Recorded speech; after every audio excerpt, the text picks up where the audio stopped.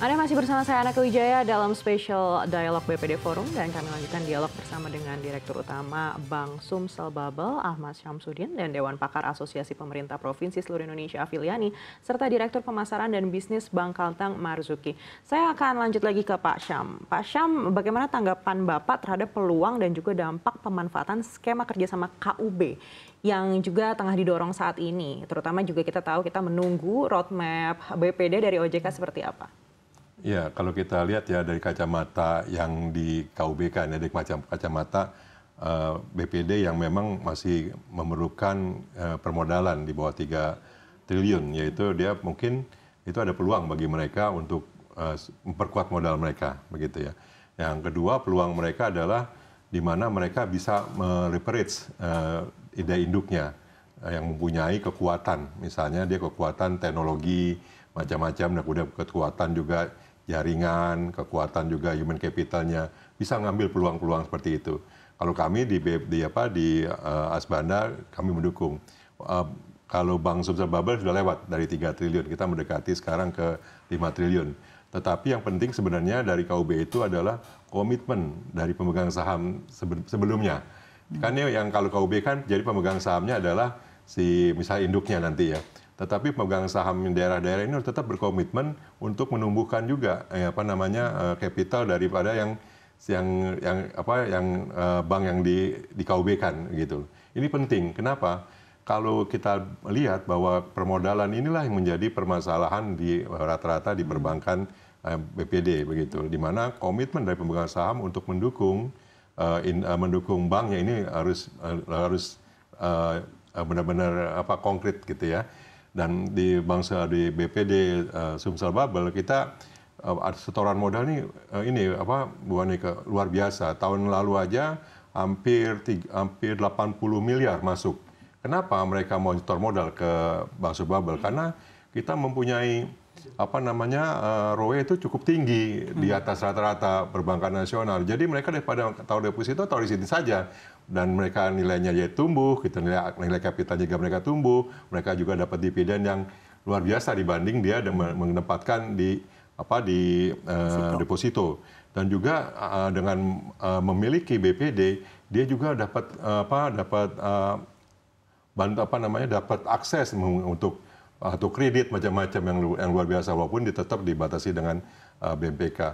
Artinya kalau dia yang kembali ke KUB, saya sih terus mendorong KUB ini untuk memperkuat secara bank-wide kekuatan daripada bank-bank BPD ini. Cuma tadi perlu ada percepatan, harus ada dukungan dari regulator bagaimana ini untuk bisa dipercepat begitu. Dan tadi saya bilang ada insentifnya juga bagi bank yang mau menjadi induknya begitu. Baik, kita akan coba tanyakan ke Pak Marzuki. Pak Marzuki, selain KUB tadi disampaikan ekosistem ini harus dibenahi juga begitu. Tapi selain itu terobosan apa yang menurut Bapak ini penting dilakukan agar sinergi antar BPD menjadi semakin baik?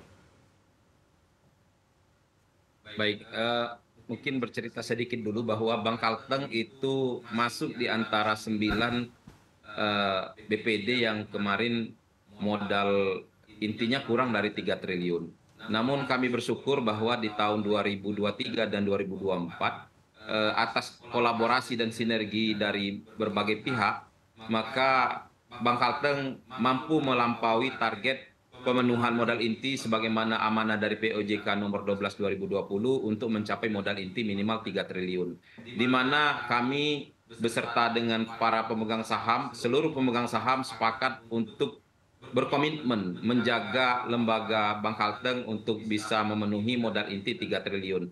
Komitmen ini ditunjukkan dengan tahun 2023 dan 2024 atas kinerja tahun buku 2022 dan 2023, seluruh pemegang saham sepakat untuk tidak membagikan dividen, sehingga dividen 100% dikembalikan untuk memperkuat modal inti Bank Kalteng, sehingga ditambah juga dengan setoran modal yang disampaikan dengan seluruh pemegang saham baik provinsi maupun kabupaten kota yang hampir 1 triliun dalam 2 tahun ini, maka Bank Kalteng sudah mencapai modal inti 3 triliun di bulan Mei ini, alhamdulillah. Nah, penguatan ini tentu perlu Bank Kalteng menyampaikan rasa terima kasih baik OJK BI yang terus menemani, meyakinkan para pemegang saham, untuk pemenuhan modal inti ini, sekaligus juga seluruh insan Bank Kalteng bertekad untuk menyampaikan ucapan terima kasih kepada pemegang saham yang sudah berkomitmen menguatkan lembaga pemenuhan modal inti dengan menunjukkan kinerja terbaik.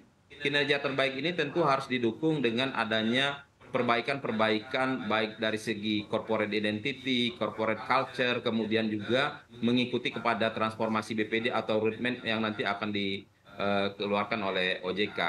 Harapannya adalah dengan sudah menguatnya modal inti ini, maka Bank Kalteng sendiri bisa semakin meningkatkan penetrasi pasar di kredit produktif dan juga ada tantangan dari pemegang saham untuk berubah nanti naik lagi statusnya menjadi bank devisa, di mana banyak sekali sumber-sumber ekonomi di Kalimantan Tengah seperti pertambangan perkebunan yang dijual ke luar negeri, tentu ini sangat menantang, berpotensi besar untuk digarap oleh Bank Kalteng sebagai BPD. Kemudian terkait dengan penguatan ini, kita juga bekerja sama dengan Himbara maupun BPD lain, sehingga sinergi yang sudah dibangun di Asbanda tentunya akan semakin memperkuat dari segi kelembagaan antar BPD. Kerjasama misalnya, kita bisa belajar dengan BPD-BPD lain dalam hal misalnya yang sudah menjadi bank devisa, kemudian juga yang punya produk-produk unggulan berbasis layanan digital, dan itu yang sedang dikembangkan oleh Bank Kalteng saat ini. Sehingga kami juga melihat bahwa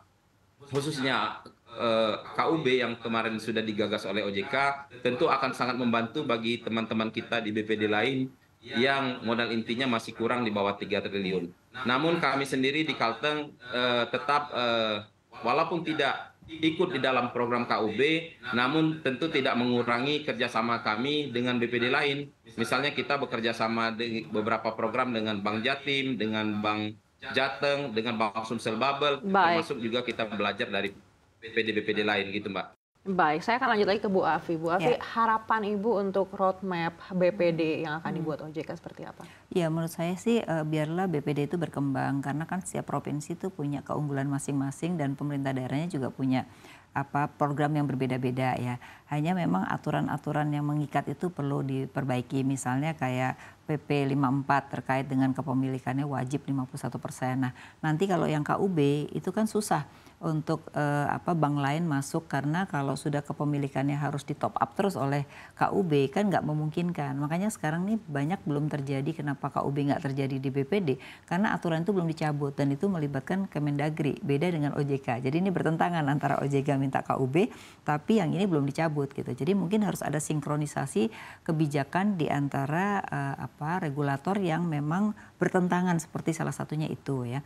Nah, yang kedua kan ada isu kalau BPR itu nanti diminta untuk ke BPD ya. Saya rasa itu juga biarkan, karena Bank Umum dan BPR ini kan tetap ada gitu. Jadi nggak perlu BPD diwajibkan harus merger atau dengan BPR. Biarlah BPR dengan ilmunya masing-masing gitu ya. Jadi nggak perlu dipaksa-paksa gitu. Yang penting adalah bagaimana mereka bisa tumbuh gitu ya. Nah, untuk mereka bisa tumbuh itulah aturan-aturan itu harus dipermudah gitu. Nah, terutama yang KUB ini, karena ini jangka pendek.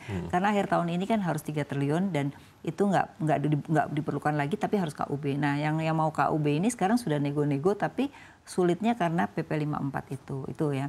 Terus yang kedua juga saya pikir pemerintah daerah harus mendukung dengan data-datanya agar bisa UKM itu didukung oleh BPD gitu, karena selama ini datanya banyak tapi belum termanfaatkan secara baik oleh BPD. Itu juga akan membuat optimalisasi UKM itu naik kelas, dan itu kan juga kinerja dari pemerintah juga ya. Nah, selama ini kan sayang sekali di daerah itu kalau kita lihat masih banyak UKM itu yang gurem gitu ya, bahkan tidak bisa naik kelas, bahkan sekarang over leverage. Makanya kalau kita lihat kenapa NPL daripada UKM sekarang naik, karena over leverage, dia nggak naik kelas tapi banknya kasih pinjam terus gitu. Nah, jadi supaya nanti seimbang antara pinjaman dikasih terus, dia juga bisa naik kelas, maka demand side. Jadi lagi-lagi demand side, Pak. Demand side itu harus diciptakan, pemerintah daerah juga harus membantu UKM untuk menciptakan demand side. Maka BPD akan sukses, karena BPD ini sebenarnya pangsa pasarnya adalah sebenarnya UKM itu yang utama. Sedangkan untuk yang tadi saya katakan kerjasama dengan bank-bank lain itu lebih banyak proyek-proyek mercusuar kan. Yang saya rasa untuk tahun ini dan tahun depan mungkin belum akan banyak sekali gitu loh. Demand side ini menjadi kunci dan ini membutuhkan kerjasama kita semua, tidak hanya BPD tapi juga pemerintah daerah dan juga pemerintah pusat. Ya. Baik, masih banyak yang ingin kami tanyakan, sayang waktu kami sudah habis. Sekali lagi terima kasih Pak Ahmad Syamsuddin, Direktur Utama Bank Sumsel Babel, dan Ibu Afiliani, Dewan Pakar Asosiasi Pemerintah Provinsi Seluruh Indonesia, serta Bapak Marzuki, Direktur Pemasaran dan Bisnis Bank Kalteng atas diskusinya yang komprehensif di hari ini. Sehat selalu untuk Anda. Demikian inilah akhir dari spesial dialog BPD Forum yang bertajuk kolaborasi BPD untuk membiayai pembangunan negeri. Selanjutnya usai jeda rekan kami Syarifah Rahma akan kembali dalam program Power Lunch. Tetaplah bersama kami.